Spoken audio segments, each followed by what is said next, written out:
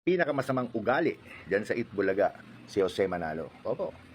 Pag wala si bossing diyan, napakayabang niyang taong yan. Ilang beses ko nang gusto sapakin yan eh.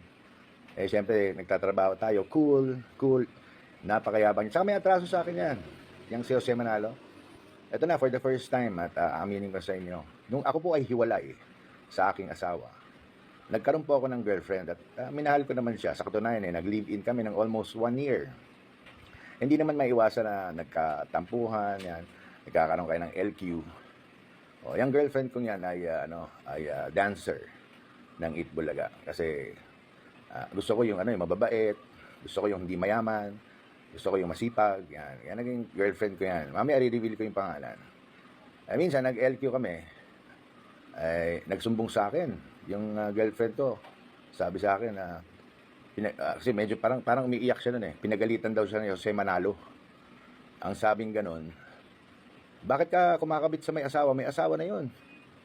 Hiwalay mo yan si Anjo, may asawa na yan. Hiwalay na nga ako, di ba? Pero sinabi ni Jose Manalo dun sa babae, hiwalay mo na yan. May asawa na yan, pinagalitan. So, medyo nag-iiyak yung girlfriend ko. So, ang ending, nung medyo naghiwalay kami, ang ending, etong Jose Manalo, inahas pala ako. Kaya pala niya ginawa yun. Oo, ngayon asawa na niya, si Mergin Maranan. Yan. Girlfriend ko yan, 1 taon. Ano kami niyan, okay kami niyan, wala kaming problema masyado niyan. Ang ko lang, ahas talaga tong Jose Manalong to eh. Biro mo, nagkakaso na sila nung asawa niya dati. Naalala niyo yun, sila mag-asawa, nagbenta ng bangin.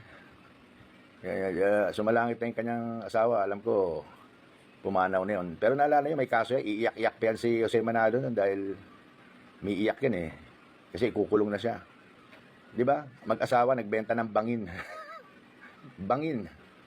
Walang lupa, bangin. Yan. May kaso yan nun eh. Hagilapin nyo nilang yung mga kaso niyan.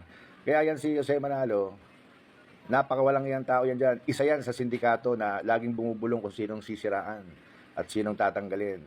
At ako, malamang tinirabaho niya na siniraan ako ng siniraan. Bakit?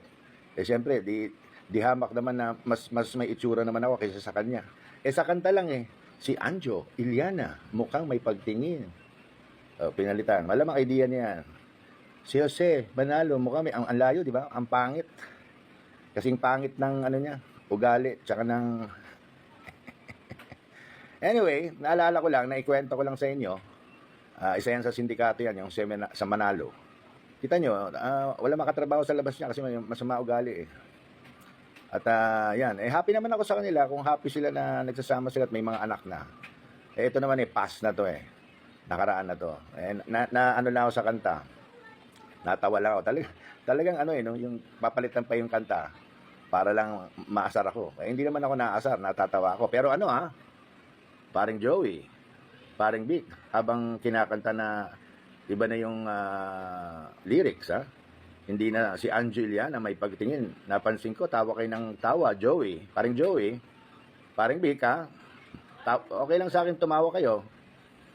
Basta hanggang tawa lang O huwag niyo kong sisiraan alam niyo na. Paring Joey. Paring Vic. Okay, so it's alright. Ganyan talaga ang buhay. At least once naging original ako sa kantang lyrics. So, kay Mergin, hello. Nasa akin pa rin yung mga letters mo. Tinago ko pa rin hanggang ngayon. So, magandang gabi and good night everybody.